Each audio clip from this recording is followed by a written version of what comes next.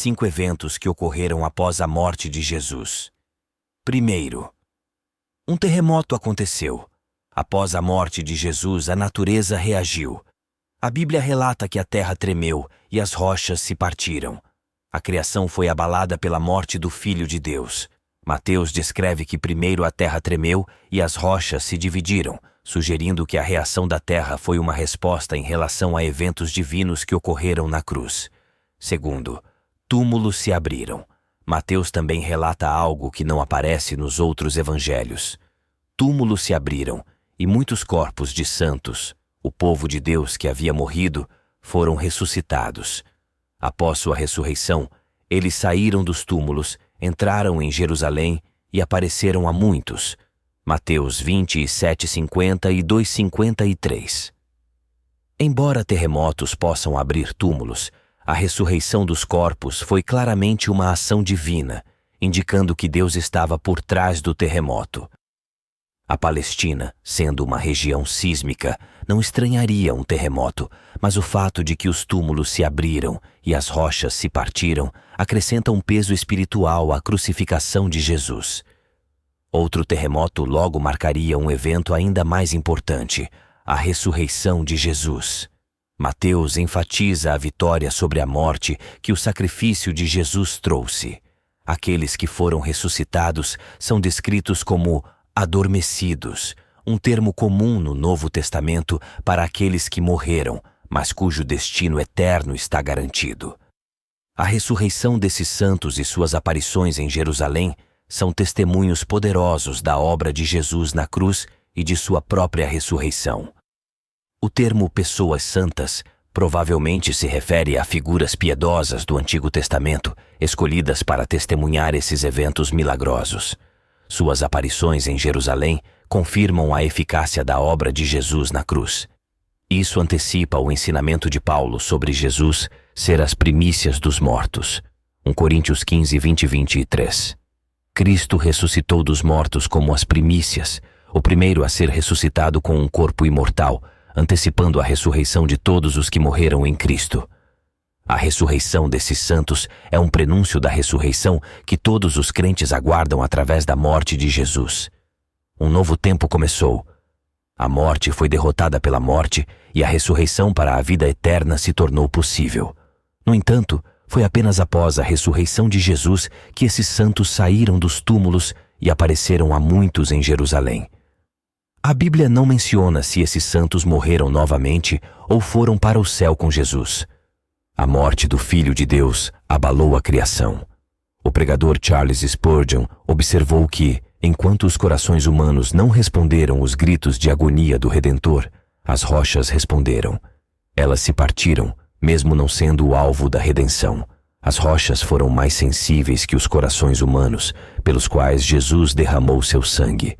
Mateus parece sugerir que o terremoto ocorreu no dia da crucificação. E depois, no dia da ressurreição de Jesus, o poder da nova vida foi tão grande que trouxe de volta à vida alguns dos justos que haviam morrido. Este é um dos trechos mais intrigantes do Evangelho de Mateus, e ele não nos dá muitos detalhes, nem encontramos esse relato em outras fontes. Terceiro, o véu do templo foi rasgado em Mateus 27, 50, 51, lemos: Jesus clamou novamente com uma voz forte e entregou seu espírito. E, imediatamente, o véu do templo foi rasgado de cima a baixo, a terra tremeu e as rochas se partiram. A cortina que separava o templo foi rasgada em dois. Essa cortina era o único elemento que separava o lugar sagrado do Santo dos Santos, a parte mais sagrada do templo. Era um símbolo claro da separação entre Deus e a humanidade. Atos 6. 7 menciona que muitos sacerdotes se converteram à fé nos primeiros dias da igreja e o véu rasgado pode ter sido um sinal poderoso para eles da grandiosidade da obra de Jesus. Isso também pode explicar como o rasgo do véu se tornou de conhecimento geral.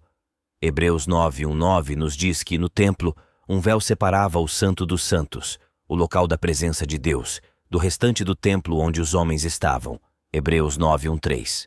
A primeira aliança tinha regulamentos para a adoração divina e para o santuário terreno. Um tabernáculo foi montado, com a parte externa contendo o candelabro e a mesa com os pães consagrados, chamada de Lugar Santo. Atrás do segundo véu, havia outra parte chamada Santo dos Santos. O livro de Êxodo ensina que esse véu era feito de tecido azul, púrpura e escarlate, com linho entrelaçado. Agora, Cristo é nosso sumo sacerdote superior, e como crentes em sua obra, participamos desse sacerdócio superior. Podemos entrar no Santo dos Santos através dele. Hebreus 10, 19 e 20 diz: Temos confiança para entrar no Santo dos Santos pelo sangue de Jesus, por um novo e vivo caminho aberto para nós através do véu, que é o seu corpo. Ao observarmos essa cena, vemos uma imagem do corpo de Jesus sendo rasgado por nós, assim como ele rasgou o véu por nós. O livro de Hebreus oferece uma explicação detalhada do significado profundo por trás do rasgo do véu. O véu no templo lembrava constantemente que o pecado tornava os humanos indignos de estar na presença de Deus. O fato de que a oferta pelo pecado era apresentada anualmente, além dos sacrifícios diários, era uma ilustração clara de que o pecado não podia ser completamente expiado por sacrifícios de animais. Mas, por causa do que Jesus fez na cruz, as barreiras que separavam Deus e as pessoas foram destruídas, e agora podemos nos aproximar de Deus com confiança. Hebreus 4, 14 e 16. Como temos um grande sumo sacerdote que passou pelos céus, Jesus, o Filho de Deus, devemos manter firme nossa fé. Ele foi tentado em tudo, como nós, mas sem pecado. Portanto, podemos nos aproximar do trono da graça com confiança para receber misericórdia e encontrar graça em tempos de necessidade. O corpo de Jesus foi rasgado, assim como o véu, simbolizando que agora podemos nos aproximar de Deus com ousadia. Temos um sumo sacerdote nos céus, garantindo nosso acesso completo a Deus. No momento em que Jesus morreu, a cortina pesada que separava as duas principais salas do templo foi rasgada de cima a baixo por uma mão invisível. A morte do Filho de Deus também foi acompanhada por tremores na terra, como se a criação estivesse emocionalmente conectada ao seu Criador. Quarto, a escuridão cobriu a terra. Mateus 27, 45 relata: Desde o meio-dia até às 3 da tarde, houve escuridão sobre toda a terra. Houve uma escuridão densa que cobriu a terra. Isso cumpriu a profecia de Amós 8.9.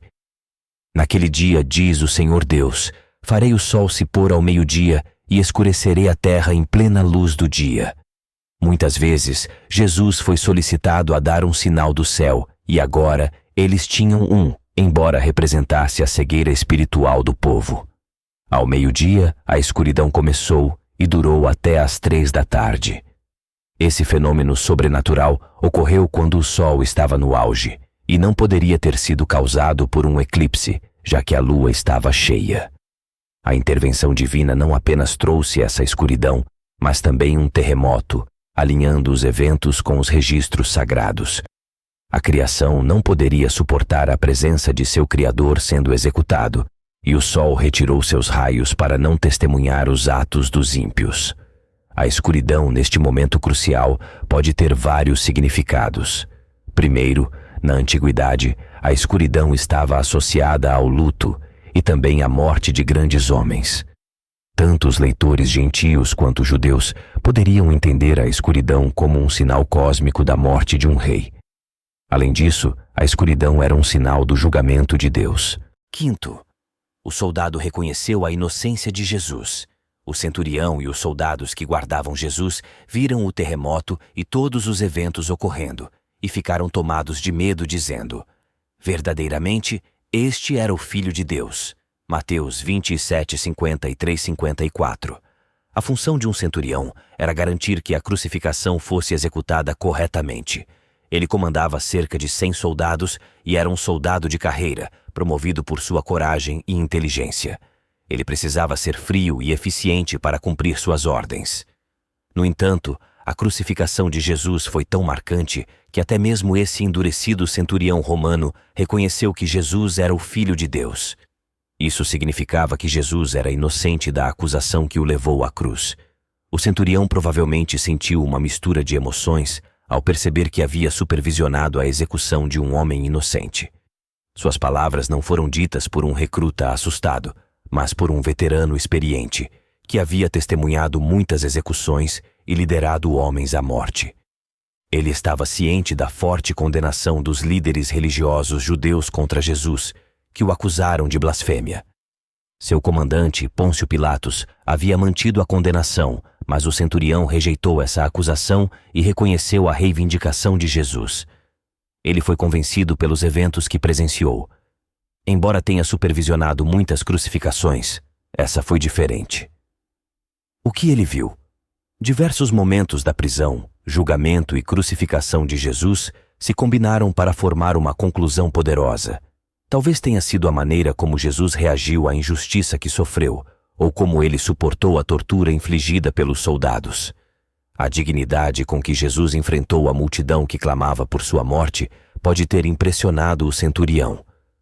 As Escrituras não registram nenhuma resposta de Jesus aos gritos da multidão. Marcos 15, 11, 15. Os principais sacerdotes incitaram a multidão a pedir que Pilatos soltasse Barrabás. Pilatos perguntou: "O que farei então com aquele que vocês chamam de Rei dos Judeus?" Eles gritaram: "Crucifica-o!" Jesus não respondeu à multidão. Sua preocupação era com o perdão deles, não com sua própria salvação. A misericórdia de Jesus em relação aos que o rejeitaram e aos soldados que o crucificaram, incluindo o centurião, foi evidente. Ele orou: "Pai, perdoa-lhes, pois não sabem o que fazem." Lucas 23, 34. Enquanto os soldados lançavam sorte por suas vestes, Jesus estava preocupado com o perdão deles. Isso foi uma declaração poderosa. Mateus 27, 35, 36 relata: "E quando o crucificaram, dividiram suas vestes entre si, lançando sortes. E sentados ali, começaram a vigiá-lo para evitar qualquer tentativa de resgate." Se isso não fosse suficiente, o centurião testemunhou algo mais. A resposta da criação. Ele ficou chocado ao ver eventos tão dramáticos durante as últimas horas de Jesus, algo que nunca havia presenciado antes. Isso o impactou profundamente. Ele e seus soldados ficaram aterrorizados. Mesmo sendo homens endurecidos pela guerra, eles sentiram um medo genuíno. A cruz e o amor demonstrado nela têm o poder de transformar corações, até mesmo o coração endurecido de um soldado experiente. Um velho ditado diz: "O chão ao pé da cruz é nivelado." Isso era verdade no primeiro século e continua sendo hoje. Todos, ricos ou pobres, encontram terreno igual ao pé da cruz, onde podem se ajoelhar e aceitar o sacrifício de Jesus. O centurião reconheceu: verdadeiramente este era o Filho de Deus. Nós ouvimos e acreditamos. A jornada não pode terminar aí. Devemos buscar conhecê-lo mais profundamente. Que esse desejo arda em nossos corações para que possamos conhecer aquele que nos amou e se entregou por nós. Não podemos deixar de imaginar como esse encontro com Jesus impactou a vida dos soldados. Será que eles se tornaram cristãos? O Pulpit Commentary menciona a tradição de que o nome do centurião era Longino e que ele se tornou um seguidor devoto de Jesus, pregou o Evangelho e morreu como mártir. Embora isso seja apenas uma tradição, sabemos que a verdade tem o poder de tocar profundamente o coração humano. A cruz de Jesus tem o poder de transformar vidas. O centurião começou o dia supervisionando uma execução, mas terminou reconhecendo que Jesus era o Filho de Deus. Jesus já tomou a iniciativa em nossa salvação. Cristo morreu por você. Agora é sua vez. Jesus deu sua vida para que você pudesse viver. Ele morreu em seu lugar para que você pudesse viver nele. Ele não apenas agradou ao Pai, mas também nos redimiu. Como substituto da humanidade, Jesus sofreu a separação do Pai. Por mais doloroso que tenha sido, isso cumpriu o plano amoroso de Deus para nossa redenção. Alguns podem ver isso como um mito ou uma história teológica, mas esses eventos extraordinários são testemunhos sobrenaturais que confirmam a verdade do Evangelho e o poder transformador do amor de Cristo.